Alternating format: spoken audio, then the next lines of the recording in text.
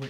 J'espère que je connais encore un peu le métier et que je vais réussir à vous intéresser à une question qui m'a passionné, qui m'a beaucoup occupé.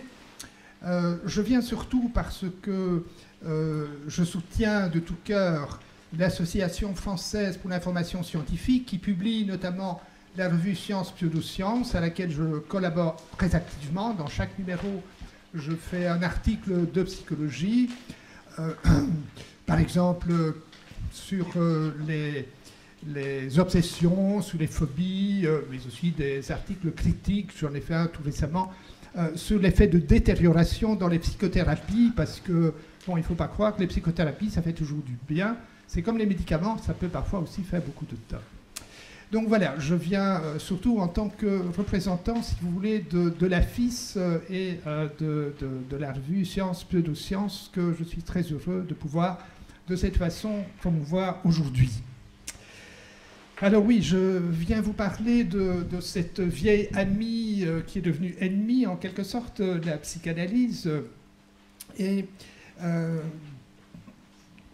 pense que nous allons pouvoir en débattre, que certains d'entre vous ne vont pas du tout être d'accord avec ce que je vais raconter.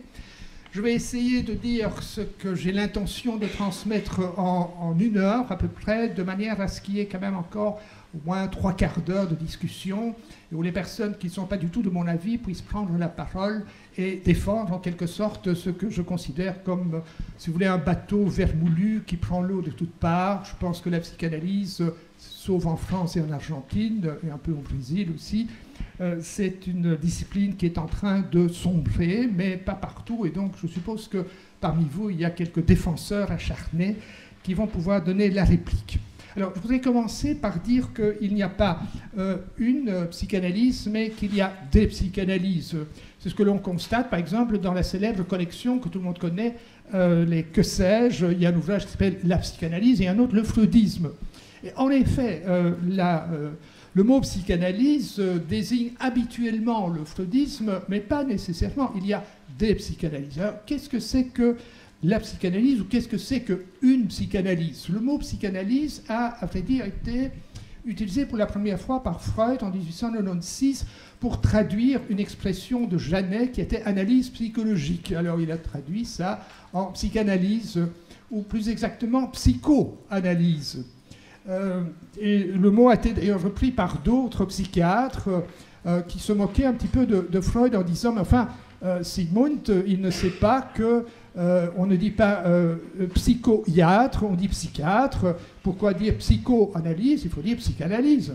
Mais laissons ces petits détails de pique ironique de collègues freudiens pour ce qui en est du terme utilisé en allemand, mais aussi en néerlandais et en anglais. On a conservé le « o ». Alors, les psychanalyses, eh bien, ce sont des méthodes d'analyse du comportement et aussi de phénomènes culturels, comme par exemple les religions, la morale, l'éthique, etc.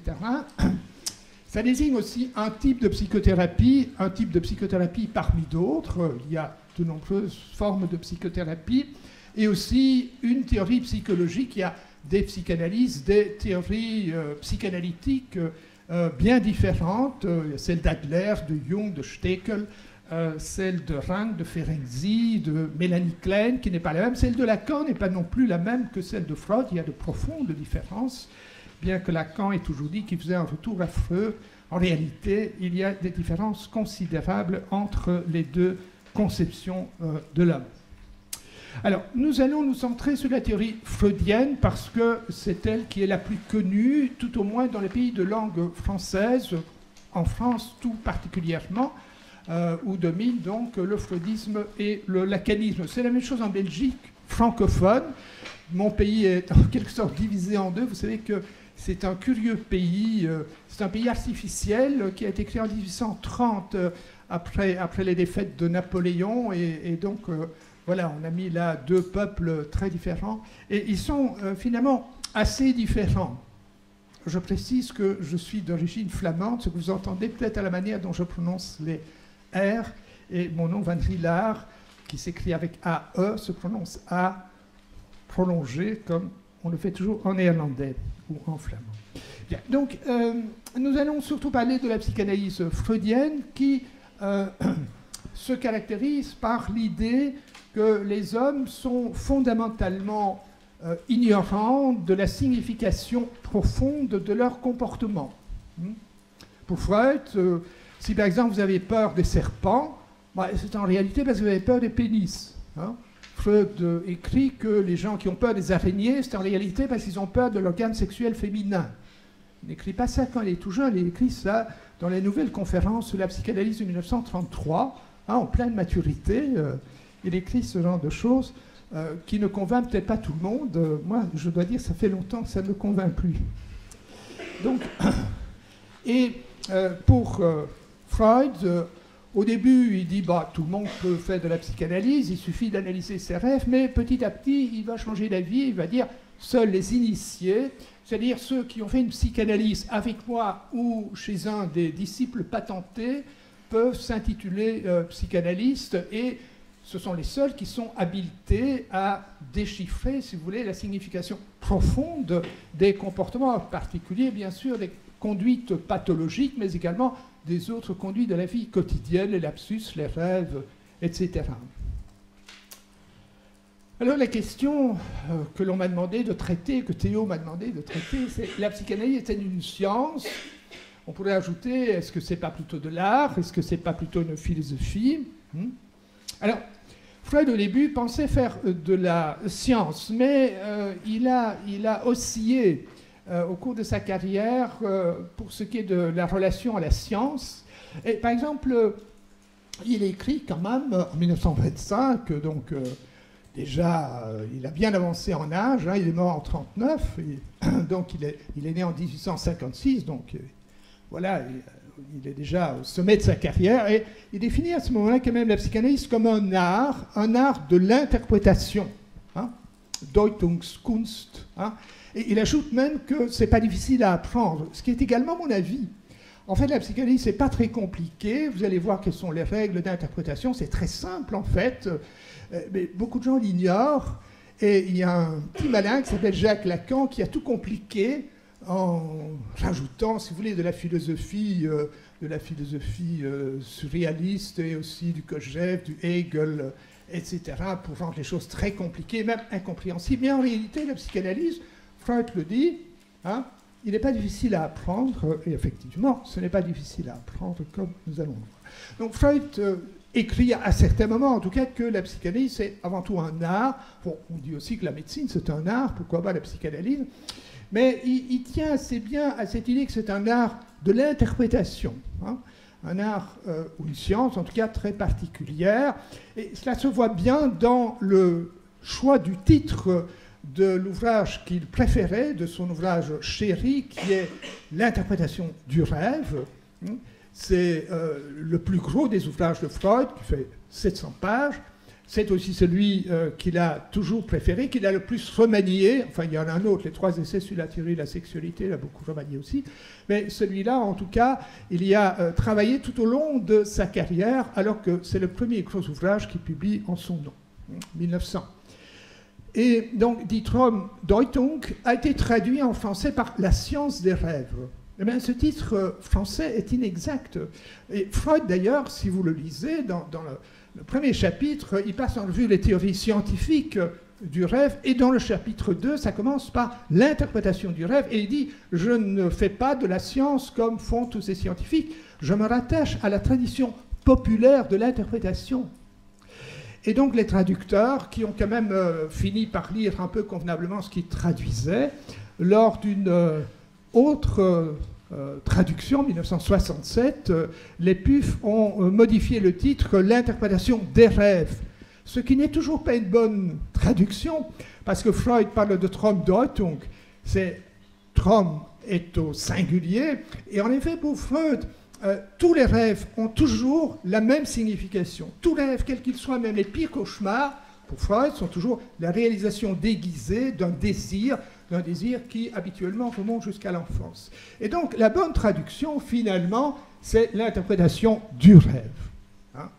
Bon, alors ça c'est couper un peu les cheveux en 4, c'est peut-être l'occasion de montrer que je connais quand même assez bien Freud, pour avoir passé des milliers d'heures à le lire religieusement, hein, en quelque sorte, pour faire ma thèse de doctorat, l'enseigner. J'ai d'abord enseigné que Freud était un génie. Les dernières années, ou plus exactement à partir du début des années 80, j'ai commencé à dire que ce n'était pas un génie, puis j'ai fini par dire que c'est un charlatan, et je vous expliquerai pourquoi tantôt. Je pense que Freud était effectivement un charlatan. Donc, alors, dans son tout dernier article, là, il nous dit que la psychanalyse, il l'a déjà dit un peu avant, mais voilà, autant prendre le dernier mot, il dit la psychanalyse, c'est une science, et il dit même, c'est une partie de la psychologie, et la psychologie, dit-il, est une science de la nature, Naturwissenschaft. Hein. Il ne dit pas c'est une science humaine, il ne dit pas ce qu'on... À l'époque, on ne parlait pas de sciences humaines, mais on parlait de sciences de l'esprit, hein, on parlait des sciences morales, etc. Et Freud pense que non, la psychologie, c'est vraiment une science naturelle, et la psychanalyse fait partie de la psychologie, plus exactement, c'est la psychologie des profondeurs. Nous allons voir dans un instant ce qu'était la profondeur freudienne. Alors, quelques avis sur la psychanalyse. Est-ce que finalement c'est une science? Qu'est-ce que c'est? Alors, quelqu'un qui a bien étudié la psychanalyse, qui est un philosophe extrêmement intelligent, un génie de la philosophie et de l'épistémologie, c'est Ludwig Wittgenstein, que beaucoup d'entre vous connaissent, ne fût-ce que de nom. Et il connaît d'autant mieux la psychanalyse qu'il est viennois comme Freud et que sa sœur s'est fait psychanalyser par Freud. Il connaît bien ça de l'intérieur. Et lui-même, au début, il a une opinion très positive à la psychanalyse, mais qui commence petit à petit à se dégrader. Plus il connaît la psychanalyse et plus il en vient à cette idée que, en fait, la séduction des idées de Freud, c'est en quelque sorte comme de la mythologie, c'est-à-dire des fables. Ce n'est pas de la science. Ce sont des pseudo-explications fantaisistes avec lesquelles n'importe quel âne peut maintenant expliquer n'importe quoi, dit-il. Et il ajoute, et attention, ce n'est pas innocent, ça peut même être franchement dangereux. L'analyse, écrit Wittgenstein, peut être nocive. Effectivement, elle peut détériorer les personnes qui s'y adonnent corps et âme de façon naïve. Alors, quel est l'avis du Freud français, c'est-à-dire Jacques Lacan, grâce auquel d'ailleurs la psychanalyse a encore en France tellement de succès? Remarquez que dans les pays où la psychanalyse a encore une certaine aura, c'est toujours les pays où le lacanisme a pénétré. Hein, bien qu'en Argentine ce soit plutôt le clanisme, mais enfin, bon. Et que dit alors Jacques Lacan? C'est intéressant de voir aussi l'évolution de ce personnage haut en couleur, avec lequel j'ai eu l'occasion moi-même de m'entretenir, ce qui montre que je ne suis plus très jeune. J'ai en effet rencontré Jacques Lacan, j'ai eu l'occasion de dîner avec lui parce que mon patron, Jacques Scott, était un grand ami de Lacan.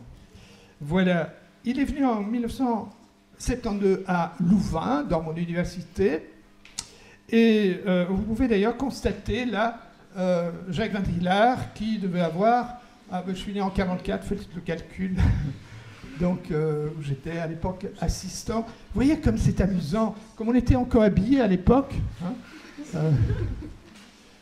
donc avec une cravate, un veston, etc.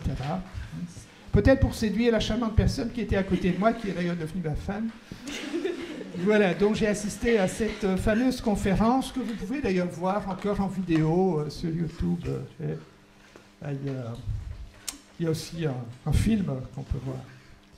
Alors, Lacan a essayé de rendre la psychanalyse scientifique. Hein, Roustan a fait tout un bouquin là-dessus, hein, qui s'appelle de l'équivoque à l'impasse, où il montre comment Lacan désespérément essaye de faire de la psychanalyse une science. Et même à la fin de sa vie, à partir des années 70, il va commencer à utiliser des formules mathématiques, il va faire de la topologie, etc. Il va utiliser des concepts scientifiques très élaborés. Le voilà d'ailleurs dessinant au tableau des dessins, faisant de la topologie, dont notamment mon ami Jean Bricmont, qui est professeur de physique dans la même université que moi, avec son compère Alan Sokal, qui est professeur de physique à New York, a montré que Lacan ne comprenait absolument pas les formules topologiques et les mathématiques qu'il prétendait utiliser. Donc tout ça n'était finalement que du bluff. Je me souviens encore mon patron me disant, vous savez, Vanilla, il faudra se mettre aux mathématiques parce que maintenant Lacan fait des mathématiques supérieures. Alors, oulala, j'étais très impressionné parce que n'étant pas spécialement brillant mathématicien, s'il fallait se farcir cela. Mais entre-temps, j'ai quitté le bateau de la psychanalyse. J'ai été très heureux quand Sokal et Brikmont ont publié cet ouvrage montrant bien que tout ça n'était que du bluff. Alors, Lacan, en 1975, va au célèbre MIT et il va faire des conférences devant un parterre des chercheurs de plus haut niveau, dont des linguistes, notamment Noam Chomsky, et qui va lui poser une série de questions, fait des objections. Et Lacan, à la fin, un peu désespéré ou avec humour, avec cynisme, a terminé son exposé en disant « Je suis un poète ».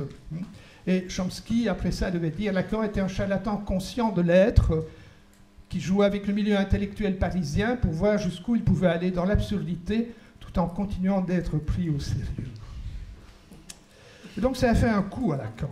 Ce passage aux États-Unis, au MIT, ça a été pour lui désastreux. Toute l'affaire est bien racontée dans un livre de Sherry Turkle, dont je vais parler dans un instant. Et il devait, après cela, dire des choses étonnantes qu'on a quand même osé reproduire. J'ai toujours été étonné que Jacques-Alain Miller, son gendre, ose publier les propos mot à mot de Lacan, disant alors à la fin de sa vie, la psychanalyse est une pratique délirante, le psychanalyste ne doit jamais hésiter à délirer, la psychanalyse est à prendre au sérieux bien que ce ne soit pas une science, comme l'a montré abondamment un nommé Karl Popper. Ce n'est pas une science du tout, parce que c'est irréfutable, c'est une pratique qui durera ce qu'elle durera, c'est une pratique de bavardage. Et le séminaire, d'ailleurs, s'appelle « Une pratique de bavardage ». Donc, vous voyez que le statut scientifique de la psychanalyse pose problème, et ce qui montre aussi que la psychanalyse n'est peut-être pas, en tout cas, une science au sens fort du terme, c'est à quel point, je vais peut-être choquer l'un ou l'autre, à quel point elle intéresse les philosophes. Des gens comme Ricoeur, qui a écrit un très gros livre que j'ai acheté, je ne suis pas arrivé au bout, c'est un peu compliqué, jargonnant, de l'interprétation essai sur Freud, et tout le monde a entendu parler de l'ouvrage de Michel Onfray, qui lui alors montre à quel point Freud a en quelque sorte projeté, si vous voulez, sur l'humanité son problème édipien personnel, essayant de faire croire que tout le monde avait un complexe d'Édipe. Je ne sais pas, si vous étiez moins nombreux, je demanderais qui ici a eu un complexe d'Édipe. Enfin, je vais tout de suite vous dire que moi, je n'ai pas vécu des complexes d'Édipe. Enfin, certains diront que mon analyse, ma didactique n'a pas été suffisamment profonde. Mais rassurez-vous, si vous n'avez pas éprouvé des sentiments édipiens typiques, eh bien, vous n'êtes pas seul. Voilà, donc la psychanalyse, elle intéresse surtout les philosophes.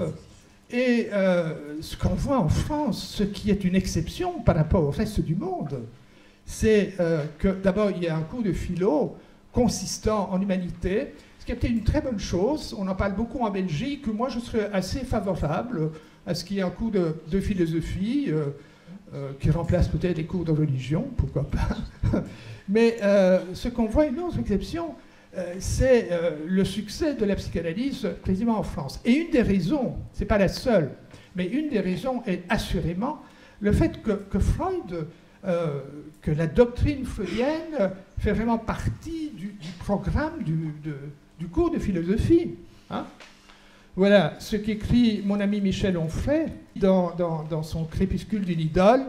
L'éducation nationale, son programme officiel de terminale, l'enseignement de la discipline à l'université, la prescription freudienne au baccalauréat, rien ne permettait de douter de la validité scientifique de la psychanalyse. Qui oserait mettre en question la psychanalyse quand on voit que ça fait partie du programme que l'on doit assimiler au cours de philo? Parce que vous voyez que c'est même le premier sujet, la conscience, l'inconscient. Alors, À l'Université Louvain, nous avons eu ces dernières années abondamment d'étudiants venant de France, parce que nous ne faisons pas d'examen d'entrée, sauf pour l'école d'ingénieurs. Donc tout le monde est bienvenu, ce qui n'est pas le cas, notamment pour ceux qui veulent faire kinésithérapie. Il se fait que j'enseignais la psychologie générale en kinésithérapie, en médecine, etc. Et donc j'avais dans mon auditoire plus d'étudiants français que belges. C'est assez amusant. Et maintenant, on a des règlements qui permettent quand même de limiter un petit peu les entrées. Mais alors, quand je faisais des critiques à Freud, il y avait toute une série d'étudiants français qui venaient après le cours en disant « Mais enfin, on n'a jamais entendu ça hein ». Donc, enfin, vous avez peut-être entendu des critiques, mais beaucoup d'étudiants me disaient qu'ils n'avaient jamais entendu critiquer Freud, hein, ce qui me semblait quand même assez étonnant. C'est ce qui explique notamment que Freud est ainsi au programme. Et vous voyez comment, dans l'annonce révisée son bac, qui paraît dans Le Monde, tout récemment, bah, c'est la figure de Sigmund qui est là. Hein. Et donc, c'est pas étonnant que la France, avec l'Argentine, soit le pays le plus freudien au monde. Hein. Ce que vous pouvez lire dans l'ouvrage d'une sociologue américaine, Shelley Turkle, qui est diplômée d'Harvard et qui enseigne maintenant au MIT. Dans cet ouvrage, il y a d'ailleurs tout un chapitre sur l'avenue de Lacan en 1975 au MIT, hein, où elle explique tous les détails qui sont très amusants. Je vous ai évoqué un détail là tantôt. Et elle écrit d'ailleurs, notamment, que voilà, le mouvement psychanalytique en France a été lent à se développer, plus lent que dans la plupart des autres pays, notamment parce que la psychanalyse apparaissait comme une science Bosch, une science allemande, enfin, etc. Enfin, pour diverses raisons, ça n'a pas démarré très vite, mais alors, à partir des années 1950, 60, notamment avec la télévision, Dolto, Lacan, etc., alors là, ça a été véritablement explosif, et comme l'écrit Shelley Turkle, même aux États-Unis, les gens n'ont pas cru à un point comme on croit en la psychanalyse en France, et il faut toujours ajouter, et en Belgique francophone. Ne croyez pas que les Belges francophones soient plus malins, hein, non, pas du tout. Hein. Donc quand je dis la France, c'est hop, on met la Belgique francophone avec. Hein. Donc l'hygiène mentale, tout ça, en Wallonie, tout ça, c'est très freudien comme ici. Une des raisons du succès de la psychanalyse, c'est pas tellement ses résultats thérapeutiques, nous allons voir qu'ils sont minces en général, mais une des raisons fondamentales du succès de la psychanalyse aux États-Unis, c'est le cinéma, les films d'Hitchcock, etc. Et en Europe aussi, notamment après avec la télévision. Hein. Je me souviens avoir vu, quand j'étais encore jeune étudiant, Les Passions secrètes, hein, un film qui raconte l'histoire de patients de Freud. Le scénario a été fait par Sartre, d'ailleurs. Et voilà, un film qui a eu un énorme succès aux États-Unis. Hein, La maison du docteur Edwards, Edward Bess, raconte une guérison quasi miraculeuse grâce au ressouvenir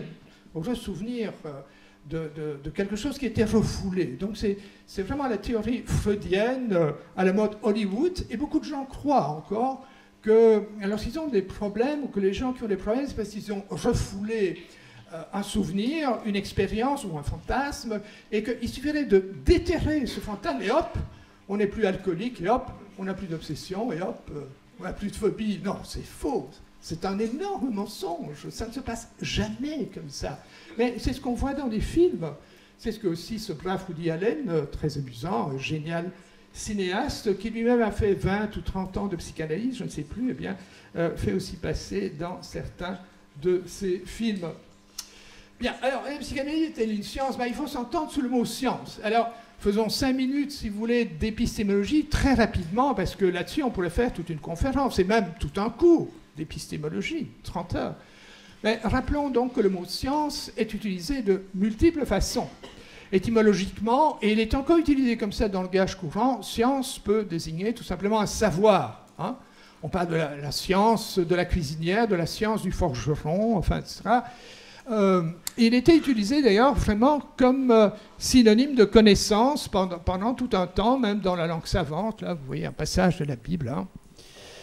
À la Renaissance, on commence à insister sur le fait qu'une véritable science, elle se base sur le raisonnement, l'observation et l'expérimentation. Et aujourd'hui, je pense que beaucoup de personnes seraient d'accord avec cette définition que j'ai composée à partir de ce que tout le monde peut lire, en disant que c'est un ensemble de connaissances rationnelles,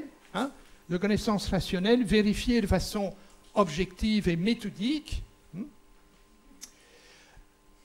qui permet d'observer, d'expliquer et, si possible, aussi de contrôler les phénomènes. Donc, voilà. On peut dire, on peut définir comme ça la science. Bon, on pourrait discuter longtemps et peut-être que certains vont revenir dans la discussion. J'espère pas trop longuement là-dessus parce qu'on peut discuter jusqu'à demain sur ces questions de définition. Ce qu'il faut en tout cas rappeler, c'est qu'il y a plusieurs types de sciences. Soyons bien d'accord, les sciences formelles ont d'autres critères que les sciences qu'on peut appeler empirico-formelles ou les sciences empiriques expérimentales comme la physique, qu'on qualifie parfois comme la reine des sciences, la plus solide, la plus fantastique, la plus admirative, enfin à mes yeux et aux yeux, je pense aussi de beaucoup d'autres. Et donc, il y a à côté de ça quand même ce qu'on peut appeler les sciences interprétatives herméneutiques, que l'on a appelé de multiples façons au cours du temps, et notamment à la fin du XIXe siècle, en Allemagne, il y a eu ce qu'on a appelé la guerre des méthodes, avec Dilthey et d'autres, le problème des sciences de l'esprit, comme on disait, des sciences morales, dont l'exemple par excellence, c'est l'histoire. Dilthey lui-même était à la fois philosophe et historien, et beaucoup de gens ont estimé que les critères devaient être différents de ceux de la science expérimentale, des sciences naturelles, des sciences dures, que non seulement l'objet est différent, mais que les méthodes aussi doivent être différentes. Moi, je pense que les méthodes ne peuvent pas être radicalement différentes. Maintenant, toutes les sciences ont des méthodes différentes. Le sociologue ne travaille pas de la même façon que le psychologue, par exemple. Mais il y a tout de même une base commune de toutes les sciences, et même si les sciences herméneutiques ne peuvent pas appliquer avec la même rigueur une méthodologie de recherche, il y a tout de même des règles à respecter, me semble-t-il, dans les sciences comme l'histoire, la psychologie, la sociologie, etc. Enfin, la psychologie a un statut quand même parmi les sciences humaines assez particulier parce qu'elle peut faire, elle, de l'expérimentation au sens fort du terme, pas seulement de l'observation avec des corrélations, etc. C'est une science expérimentale, en tout cas dans une de ses parties. Donc il faut toujours envisager plusieurs explications. Il faut être bien conscient du caractère relatif des explications. Il faut essayer de faire des implications vérifiables des énoncés ou de la théorie. Nous allons voir des exemples précisément avec la psychanalyse. Et il faut avoir le courage de transformer et même de remplacer les énoncés.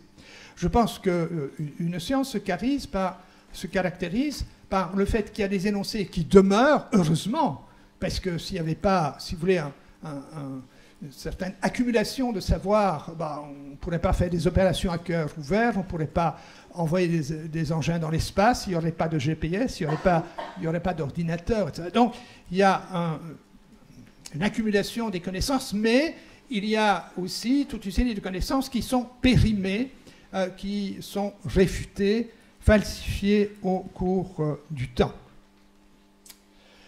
Alors, précisément, la multiplicité des manières d'interpréter des faits, des comportements, eh bien, elle va apparaître dès le début de l'histoire de la psychanalyse, dès le début. Stekel, qui est un ancien patient de Freud, a l'idée de faire des petites réunions entre médecins chez lui tous les mercredis, et donc il y a parmi les tout premiers participants aux réunions psychologiques du mercredi, il y a donc Stekel et Adler. Et ces hommes vont assez rapidement se disputer quant aux interprétations, parce qu'ils parlent de leurs patients respectifs, ils vont se quereller, et les querelles vont devenir assez vives. En effet, Adler est d'une part, au plan politique, très différent de Freud. Freud est plutôt un bourgeois de droite, tandis que Adler est un socialiste de gauche, même assez militant. Il a épousé une femme révolutionnaire, très, très engagée. Et il est aussi admirateur de Nietzsche. Il pense que, au fond, le ressort fondamental de nos comportements, la plupart du temps, c'est ce que Nietzsche appelait la volonté de puissance. Nous désirons nous affirmer être reconnus, hein, alors que Freud pense que le ressort fondamental des comportements, c'est toujours la libido. Hein. Et bon, je sais qu'il était un peu entre les deux. Lui, il croit aussi que la spiritualité, que la religion aussi... enfin, bref. Ils ont tous des conceptions différentes et ils vont se disputer. Alors, Adler va créer sa propre école, l'école de psychanalyse libre. Notez bien.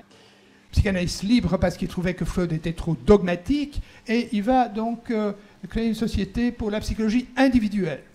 Alors, Stekel, lui, va fonder son propre mouvement, la psychanalyse active, parce qu'il trouve que Freud, en restant dans son fauteuil, là, simplement, en ne faisant que des interprétations sexuelles, il n'aide pas les gens à se mettre en mouvement. Et les problèmes de conflit d'interprétation vont recommencer peu de temps après la rupture avec les deux premiers. Ça va commencer avec Jung, qui pourtant était en quelque sorte le dauphin de Freud. Freud avait plein d'espoir pour Jung, qui va être d'ailleurs le premier président de l'Association internationale de psychanalyse. Mais là aussi, les hommes vont commencer à se disputer, notamment sur la question d'Édipe. Bon, alors Jung dit, mais voilà, il dit, je pense qu'un bon sauvage, on parlait comme ça à l'époque, maintenant, c'est à peine si on ose encore, il dit, un bon sauvage préfère coucher avec une jeune femme qu'avec sa mère. Hein. Freud, lui, il pensait que ce qui était l'aspiration fondamentale, en tout cas de l'enfant, c'était de coucher avec le parent du sexe opposé. Et aussi, sur la définition de la libido, etc., je ne rentre pas dans les détails pour dire que les deux hommes aussi vont avoir des conflits. Et Jung, alors, a une idée. En 1912, il dit, mais au fond, si nous nous faisions tous psychanalyser, nous les psychanalystes, si on se faisait bien psychanalyser les uns les autres, eh bien, on finirait par savoir quelles sont les motivations les plus fondamentales de l'être humain. Est-ce que c'est la volonté de puissance? Est-ce que c'est la libido? Est-ce que c'est les aspirations spirituelles, etc. Faisons-nous, psychanalysons-nous les uns les autres, et nous saurons finalement quel est le véritable fond de la nature humaine. Alors Freud dit, non, moi je me suis déjà psychanalysé moi-même. Hein. J'ai fait mon auto-analyse, ce qui est une légende. Quand on lit les lettres de Freud à Fliess, comme vous pouvez le lire là, hein, Freud a essayé de faire sa propre psychanalyse pendant quelques semaines, et il conclut dans sa lettre du 14 novembre, après quelques semaines à peine où il a essayé de faire sa propre analyse, il dit « l'auto-analyse est impossible ». Alors bien sûr, il a continué à analyser des rêves, etc., mais l'idée que Freud a fait sa propre psychanalyse, ça c'est une des légendes, parmi beaucoup d'autres, colportées par Jones et autres disciples freudiens. Quoi qu'il en soit, les deux hommes vont se disputer de plus en plus. C'est intéressant de voir l'absence de critères solides pour donner des interprétations, hein, en psychanalyse. Et ils vont de plus en plus se disputer, et ils vont utiliser l'argument classique chez les psychanalystes, qui est l'argument ad hominem, hein, à savoir, si vous n'êtes pas d'accord avec moi, c'est que vous n'êtes pas bien analysé, c'est que vous êtes névrosé, c'est que vous refoulez, vous avez des résistances, etc. Et c'est bien sur ce registre que Freud et Jung vont se séparer. Donc Freud, à un certain moment, écrit à Jung que vous êtes névrosé, c'est pour ça que vous ne comprenez pas ce que j'écris. Et voilà, Jung va lui répondre, c'est la lettre qui va mettre fin à leur relation. Je ne suis pas névrosé du tout, je me suis en effet fait analyser selon les règles de l'art. Hein. Tout humblement, vous savez bien jusqu'où peut aller le patient dans son auto-analyse, et il termine même par une phrase carrément insultante, en quelque sorte. Il dit « Aimez-vous à ce point les névrosés que vous êtes toujours entièrement d'accord avec vous-même ?» Et donc après ça, c'est terminé avec Jung. Et Jung ne va pas reprendre le terme psychanalyse que Freud utilisait, il va parler alors, lui, de psychologie analytique. Alors Freud a réussi en quelque sorte à garder l'étiquette psychanalyse, qu'il a en quelque sorte labellisée, et qui fait qu'aujourd'hui, la plupart du temps, quand on parle de la psychanalyse, on pense à la psychanalyse freudienne, mais je répète, il y a de nombreuses façons de faire de l'analyse psychologique, c'est-à-dire de la psychanalyse. Donc voilà, Freud, comment il traite alors ceux qui ne sont pas d'accord avec lui. Moi-même, quand j'ai commencé à contester la psychanalyse, on m'a dit « Ah, Vandrila, il n'a pas résolu son Édipe. Hein » Ben, c'est vrai, je n'ai jamais eu de complexe d'Édipe, je sais pas. En France, c'est pire. Là, on vous dit carrément que vous êtes antisémite ou fasciste. Enfin, ce sont quelques insultes que j'ai entendues à la publication du livre noir de la psychanalyse dont je suis co-auteur. C'est assez particulier, ces étiquetages politicistes. J'espère que vous ne m'en voudrez pas de le dire, mais c'est comme ça en Belgique, on ne m'a jamais dit tu es de droite, tu es antisémite parce que tu critiques la psychanalyse. On dit non, mais tu es névrosé, tu n'as pas bien été psychanalysé, tu ne comprends pas bien, ou tu es agressif, mais on n'a pas ces implications politiques. Bien, je ferme la parenthèse, c'était une petite pique à l'endroit de Madame Roudinesco, certains connaissent le personnage, c'est surtout elle qui fait ce genre d'interprétation malveillante. Un mot sur le titre de psychanalyste. Eh bien, un certain nombre d'entre vous ne le savent peut-être pas, mais dans aucun pays au monde, le titre de psychanalyste n'est légalement défendu. Tout le monde, absolument tout le monde, vous pouvez dire que vous êtes psychanalyste, que vous faites de l'analyse psychologique. Alors, bon, si vous voulez être un peu sérieux, vous allez vous inscrire dans une des nombreuses écoles de psychanalyse, vous allez faire une psychanalyse didactique, comme on dit, mais en réalité, rien ne vous empêche de mettre sur votre porte psychanalyste. Et personnellement, je connais des gens, je n'en ai pas rencontré beaucoup, mais qui n'appartiennent à aucune école de psychanalyse, qui, un jour, j'étais à un dîner chez des gens, j'avais été invité, la maîtresse de maison m'avait dit « Jacques, il y a un psychanalyste, tu vas quand même pas l'agresser ?» Je dis « Non, t'inquiète pas, je sais être poli quand il faut, surtout pour toi. » Mais enfin bon, on va promener après le dîner, puis je me retrouve à côté d'un type, enfin, le psychanalyste typique, enfin une barbe, une pipe, enfin le style 68. Et donc, je dis, tiens, que faites-vous? Il dit, moi je suis psychanalyste. Je dis, tiens, vous savez que Eysenck est mort tout récemment? Eysenck, il dit, je ne connais pas. Je dis, un psychanalyste. Eysenck est le psychologue qui a critiqué le plus la psychanalyse du point de vue scientifique. Alors, je dis, au fond, vous êtes plutôt psychiatre? Non, non, dis-moi. J'étais électricien.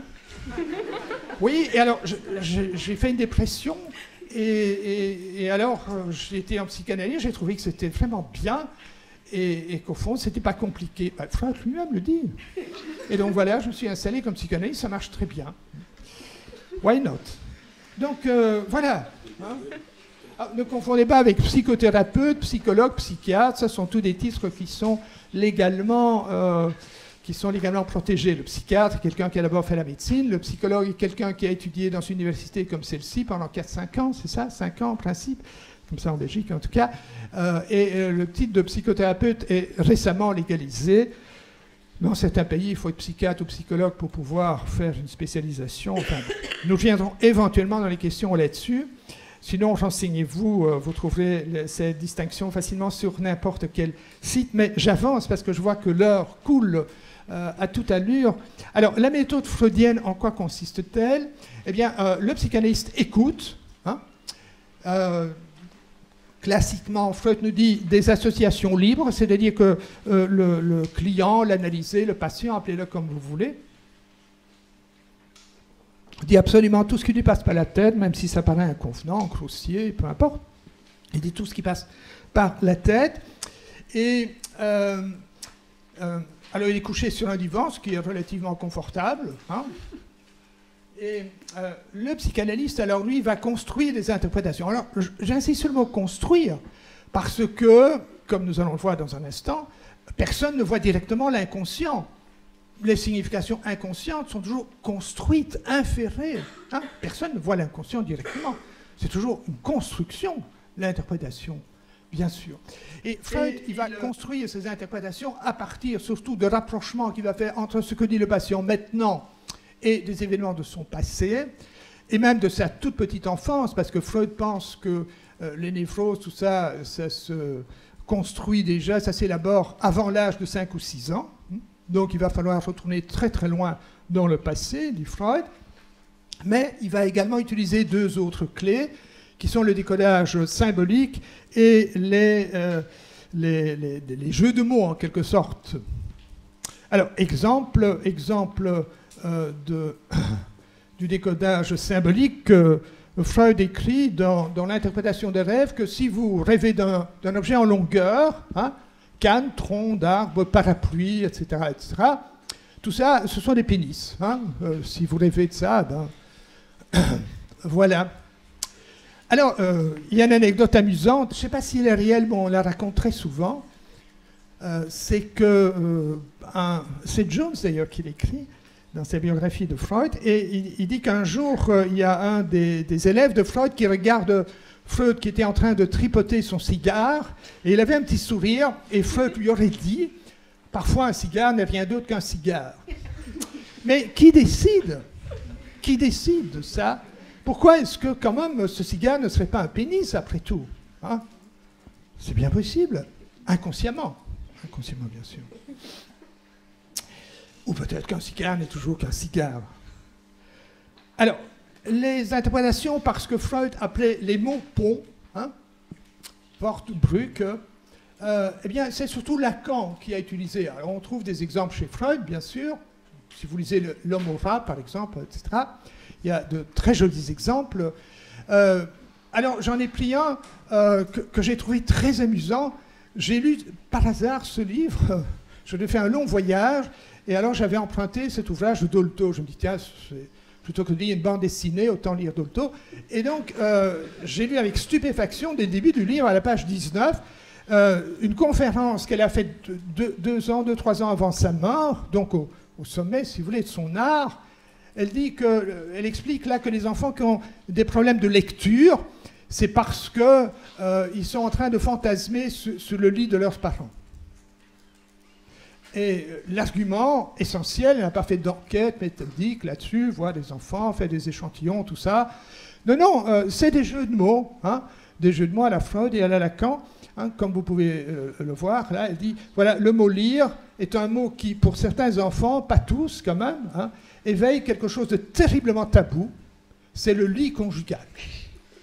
Le lit conjugal. Au moment où l'enfant est en train d'élaborer son interdit de l'inceste, le verbe du lit, que leur paraît être le mot lire, rend ce mot banni, etc. Et c'est donc, si des enfants ont des difficultés de lire, c'est parce que lire fait penser à lit, ou au verbe de lit.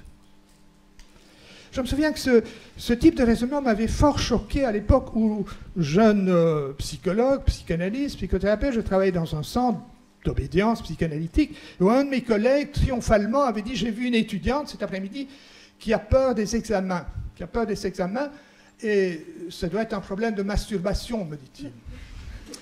Alors je lui dis quoi, elle se masturbe au lieu d'étudier, c'est vrai que si on fait ça plusieurs fois par jour, c'est quand même assez fatigant.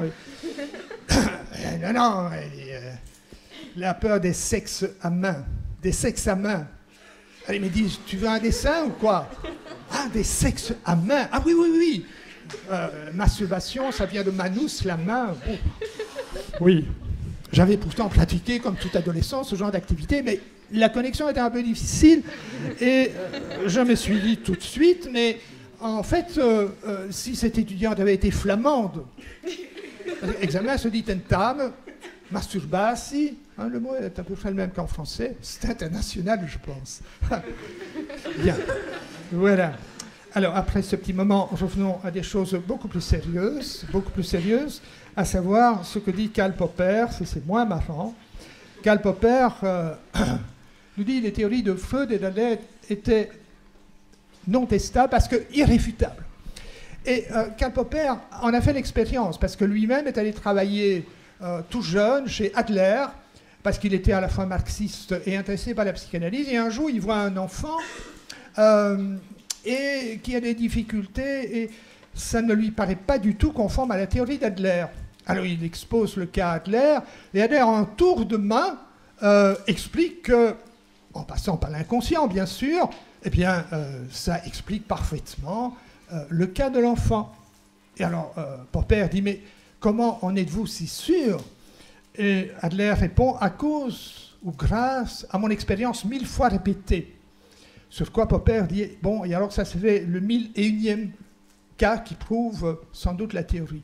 Et comme il avait assisté aussi à une conférence d'Einstein, où Einstein avait expliqué la difficulté de trouver une expérience qui permette de démontrer la théorie de la relativité, mais en prenant un risque, à ce moment-là, Popper a eu l'idée de ce qu'on appelle le principe de réfutabilité. Beaucoup de personnes connaissent la théorie de Popper, mais ignorent que l'idée de la théorie de la réfutabilité de Popper, elle vient précisément de la rencontre de la psychanalyse. Parce que Popper se dit, mais au fond, alors la théorie de Freud, ça marche tout aussi bien pour n'importe quel cas. Il y a toujours moyen, toujours, sans aucune exception, de démontrer que quelqu'un a un complexe d'Oedipe, par exemple. Hein. Il suffit évidemment de tripoter un peu les concepts, de les entendre au sens large, et surtout de passer par l'inconscient. Alors je ne dis pas qu'il n'y a pas d'inconscient, ou pas de motivation inconsciente, mais il y a une façon d'utiliser l'inconscient qui permet d'absolument tout expliquer. Alors, voilà un très bel exemple de l'irréfutabilité de la psychanalyse, le complexe d'Oedipe. Alors, je rappelle tout d'abord qu'on entend par complexe d'Oedipe, au sens freudien du terme, non pas le fait que le petit garçon aime bien sa maman et qu'il n'aime pas beaucoup son papa, parce que ça vous entendez souvent, moi, le nombre de mères qui m'ont dit « Ah, ma petite fille a son complexe d'Oedipe, elle a dit « Je voudrais me marier avec papa ». J'ai dit, oui, est-ce qu'elle a envie de coucher avec son père? De coucher avec son père? Mais il n'en est absolument pas question, c'est une jeune enfant, jamais n'aurait une idée pareille. Mais c'est l'idée de Sigmund. C'est l'idée de Sigmund qui, lui, dit que, voilà, entre 3 et 5 ans, le garçon désire tuer son père, töten, pas simplement agressif, hein, et avoir des rapports sexuels avec sa mère. C'est pas simplement aimer ma maman, hein. Et Lacan reprend cette idée d'une façon, avec toute son énergie. Hein. D'abord, il dit, le rapport sexuel, il n'y en a pas. Ça, c'est quand même un peu curieux, hein, puisque vous êtes là, je me demande. Bien. Ça ne va pas de soi, c'est le moins qu'on puisse dire. Il n'y en a pas, sauf incestueux, dit-il. C'est exactement ce qu'a avancé Freud. Il n'y en a pas sauf incestueux. Le mythe d'Oedipe désigne ceci, que la seule personne avec laquelle on ait envie de coucher, c'est sa mère, et que pour le père, on le tue. Bien. Donc c'est ça le complexe d'Oedipe. OK. On a une bonne définition. Alors, Freud nous expose le cas d'un petit garçon qui a peur des chevaux, Kleiner Hans, un enfant de 5 ans. Et Freud, très rapidement, a compris que c'est parce que Kleiner Hans, il a un complexe d'Oedipe. S'il a peur des chevaux, c'est parce que les chevaux ont des grandes dents. Et qu'est-ce qu'ils pourraient faire avec leurs grandes dents, les chevaux? Sectionner ce avec quoi on aurait envie de coucher avec maman. Donc voilà, c'est en fait la peur de la castration qui fait que Hans a peur des chevaux. Et le cheval, nous dit Freud, est le symbole du père. Ce qui est curieux, c'est que l'enfant a peur surtout du symbole, mais pas, si vous voulez, du signifié, à savoir le père. Parce que Hans aime beaucoup son père, il va toujours se réfugier chez son papa lorsqu'il veut un cheval. Et par contre, nous apprenons aussi à la lecture de Freud, du cas, que le petit Hans est très agressif à l'égard de sa mère. Alors, comment expliquer que Hans a quand même un complexe d'Oedipe? Ah ben, c'est simple. L'agressivité pour sa mère, ce sont des impulsions sadiques, ce qui prouve, nous dit Freud, le désir d'inceste.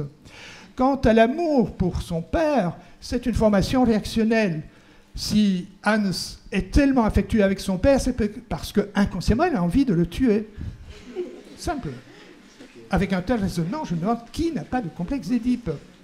Non, alors, soyons sérieux, nous dit Karl Popper, qui connaît ce genre de fable, il nous dit, en fait, ce qui caractérise les sciences, c'est la formulation d'énoncés qui sont réfutables, mais qui vont éventuellement être confirmés et qui vont faire partie, évidemment, du corpus de la science. Mais il y en a d'autres qu'on va laisser tomber. Donc, ce qui caractérise le mieux la science, si vous voulez, c'est l'utilisation d'une poubelle. Les psychanalystes n'utilisent pas de poubelle. J'en ai fait l'expérience assez douloureuse quand moi-même je travaillais à ma thèse doctorat, c'était sur le thème de l'agressivité en psychanalyse, et j'avais dit à mon promoteur, qui était un psychanalyste pur et dur, je lui avais dit, vous savez, ce complexe de pulsion de mort, hein, ça explique tout, et donc rien finalement, ça explique les guerres, le masochisme, le sadisme, la dépression, la réaction thérapeutique négative, etc., etc. Finalement, c'est un mauvais concept. Ah, il m'a regardé, il m'a dit, Van Villard, vous allez relire Freud jusqu'à comprendre. Et donc, ce que j'ai compris, c'est qu'un assistant qui veut finir sa thèse, s'il a un promoteur psychanalyste, il doit fermer sa gueule s'il veut devenir docteur. Ce que j'ai fait d'ailleurs, dans ma thèse, j'ai expliqué, comme un bon jésuite, ou je ne sais pas ce qu'il faut dire, oui, c'est peut-être pas gentil pour les jésuites, enfin bref, j'ai donc expliqué que c'était un concept, je ne sais plus, enfin j'ai inventé un truc.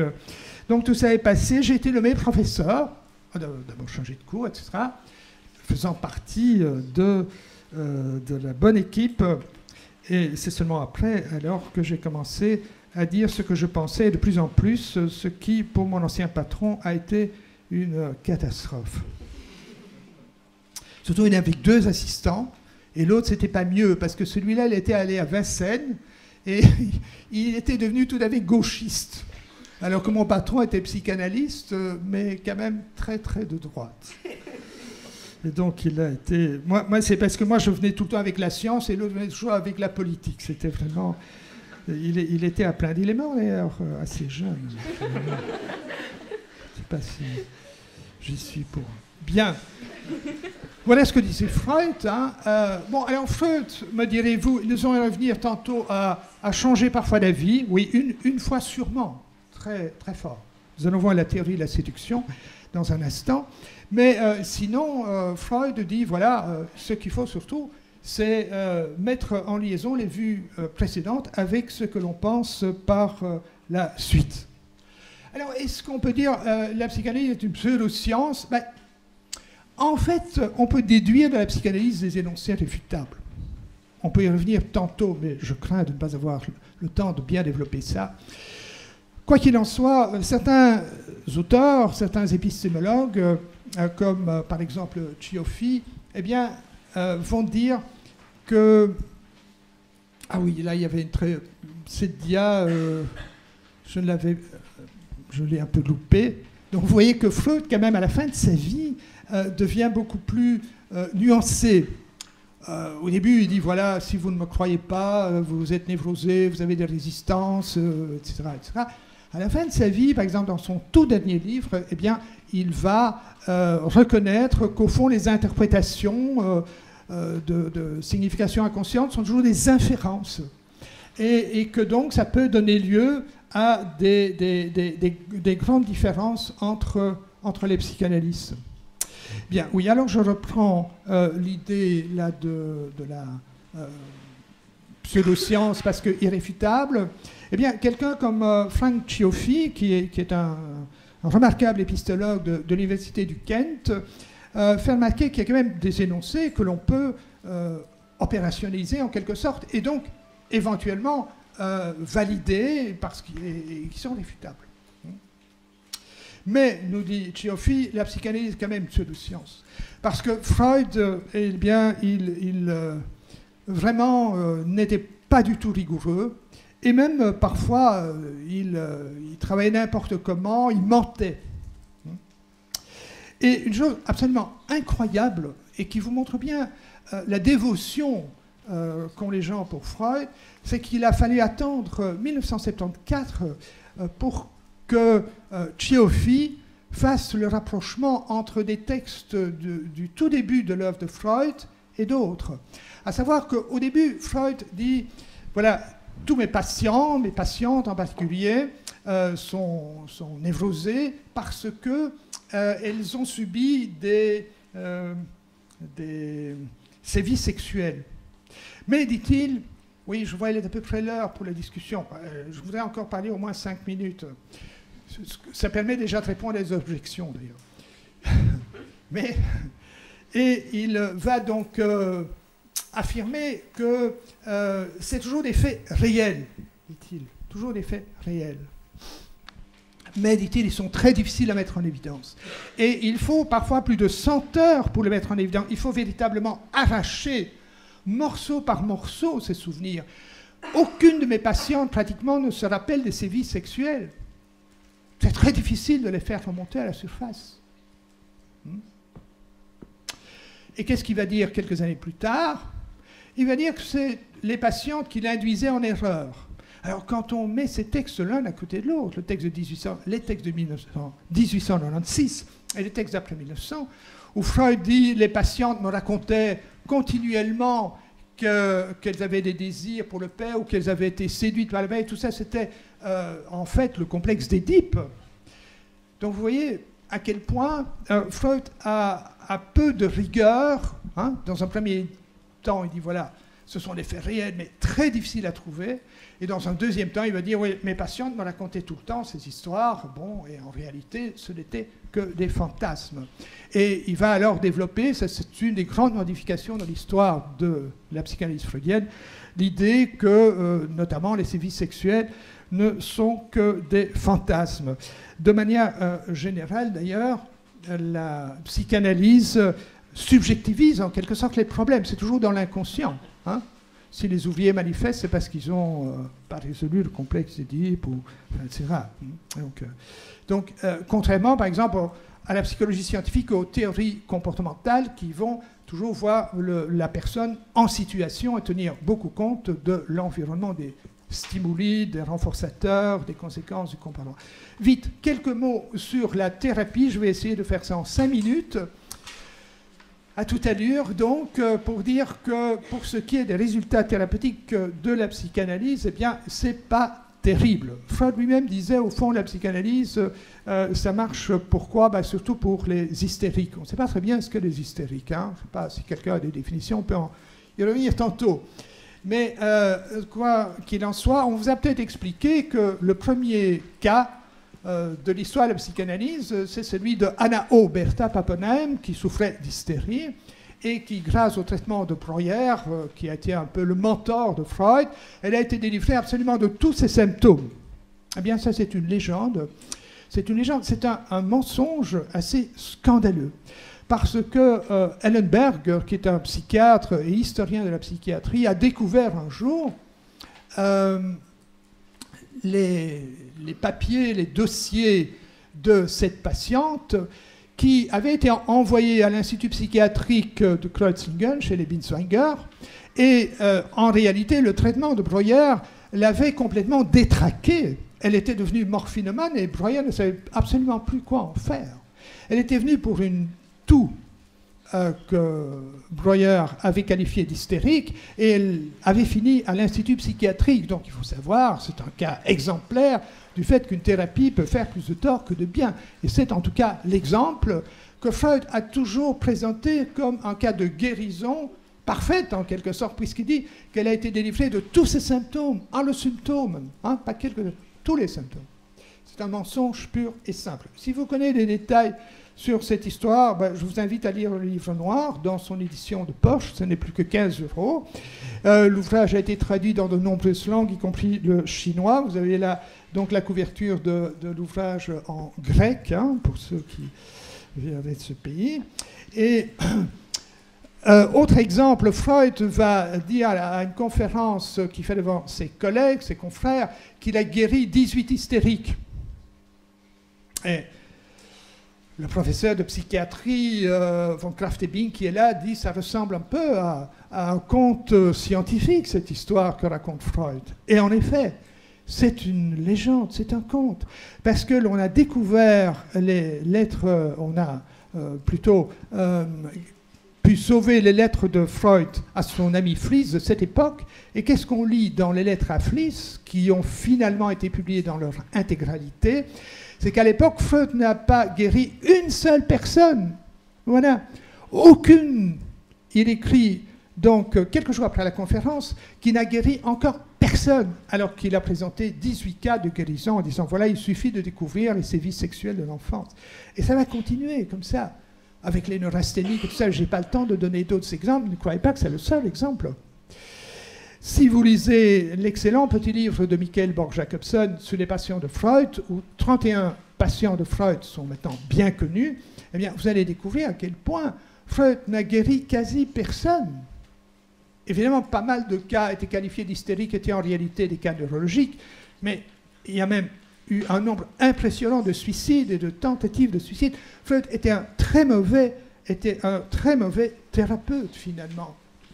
Et lui-même plaisantait sur la chose. Il écrit, par exemple, à Oscar Pfister en 1909, il dit « Les conditions d'application de la psychanalyse trouvent leur optimum là où il est inutile, c'est-à-dire chez l'homme sain. » Si vous voulez lire un article, je vous renvoie à Sciences Pseudosciences, au site, j'ai écrit un article sur les désillusions de Freud quant à sa thérapie. L'article est très long, il est en 2 parties, parce que j'ai collectionné dans les lettres de Freud. Il faut lire la correspondance de Freud pour se rendre compte à quel point Freud lui-même ne croyait plus dans le pouvoir thérapeutique de la psychanalyse. C'est peut-être une des raisons aussi, pas seulement le cancer, pour lequel il a toujours une mine pour le moins sinistre. Hein. Il ne rayonne pas de bonheur. Et ce qu'il a alors trouvé comme formule de rechange, c'est de devenir didacticien, c'est-à-dire de faire de la formation. Hein. Et il va même refuser des patients. Quand Pfister veut lui envoyer, par exemple, un patient, il répond « Tout mon temps est accaparé par des médecins américains et anglais, en sorte que je travaille maintenant pour le dollar. Il n'arrive à faire rien d'autre. » Donc Freud, après le loup, ne traite quasi plus aucun patient. Il ne fait que de la formation. Et d'ailleurs, les psychanalystes, c'est ça, une fois qu'ils sont montés, qu'ils ont pris du grade dans leur association, c'est ça qu'ils essayent de faire, des didactiques, de fabriquer de nouveaux psychanalystes, plutôt que de traiter des gens qui sont alcooliques, qui tendent à se suicider, enfin qui ont de vrais problèmes, quoi. Hein. Et quels sont les clients par excellence? Les clients par excellence, bah, c'est par exemple Madame Sarkozy, qui est toute fière de dire que depuis 10 ans, hein, elle fait de la psychanalyse. J'ai noté, elle a dépensé au moins 170 000 € dans cette histoire. Hein. Et c'est pas fini, elle est toute fière, hein, de le dire. Ou encore comme Lucchini, qui tout récemment, vous avez peut-être vu cette émission, Le Divan, hein, où voilà, il dit je suis en psychanalyse depuis près de 40 ans, et il ne dit pas maintenant ça va bientôt finir. Hein, il déclare là, dans une interview au Figaro, après des décennies de psychanalyse, je me trouve dans cette envie de découverte de l'autre, relative, hein, il ne faut pas exagérer. En effet, il a raison de dire relative, parce que un des résultats de la psychanalyse, ce que moi j'ai constaté à de très nombreuses occasions, c'est que la psychanalyse rend surtout plus narcissique que jamais. Hein. Donc, comme l'écrit François Roustan, la religion du désir, ça se résume à pouvoir marcher un peu plus sur les pieds des autres sans culpabilité. Donc voilà, si vous voulez en savoir plus, si vous voulez en savoir plus, vous pouvez lire notamment Sciences Pseudosciences sur le site, j'ai écrit pas mal d'articles, et vous me direz, mais il y a quand même des gens qui vont mieux. Mais oui, parce qu'il y a une série de facteurs thérapeutiques que l'on retrouve dans quasi toutes les psychothérapies, c'est-à-dire si on vous écoute, qu'on vous déculpabilise, etc., et que vous avez des petits problèmes, ben, vous allez aller mieux. Si vous trouvez un bon copain aussi, peut-être. Hein. Et il faut en tout cas savoir, il faut quand même ajouter que ça peut aussi détériorer. Donc j'ai écrit aussi un article sur l'effet de détérioration en psychothérapie, où j'ai beaucoup cité des cas de Freud, de gens qui se sont suicidés, qui ont été de plus en plus mal, qui sont devenus fous, qui ont terminé en asile psychiatrique, etc. Voilà, alors je pense que maintenant, il va falloir... J'aurais aussi voulu vous parler de la théorie freudienne. Là, je vais dire simplement 2 choses, hein, 2-3 minutes. Voilà, la théorie freudienne. Je voulais dire qu'au fond, ce que vous ignorez probablement, à moins que vous ayez eu la curiosité que moi j'ai eue, étant plus jeune, d'aller voir ce qu'était la psychiatrie, la philosophie et la psychologie du 19e siècle, eh bien, c'est que Freud n'est finalement pas très original. Ça va vous étonner. Mais déjà, en 1908, la première fois que j'ai lu ça, je trouvais ça idiot. Et puis j'ai fini par dire, mais oui, c'est vrai. En effet, ce qu'il y a d'intéressant chez Freud, apparemment, quand pas de lapsus, etc., mais d'autres l'ont dit déjà bien avant. L'idée de l'inconscient, elle est là bien avant. Ce qu'il y a de spécifiquement freudien, l'histoire que si vous rêvez d'une canne, c'est fatalement un pénis, etc., ça c'est en général absolument discutable. Donc l'idée de l'inconscient, on la trouve déjà bien avant Freud, et William James avait bien raison de mettre en garde en disant, vous savez, avec le concept d'inconscient, on peut démontrer tout ce qu'on veut. Alors, il y a des processus inconscients, bien sûr. S'il n'y en avait pas, on se demande pourquoi il faudrait des chercheurs en psychologie. Ce que cherchent les psychologues, c'est de mieux comprendre des mécanismes qui ne sont pas évidents.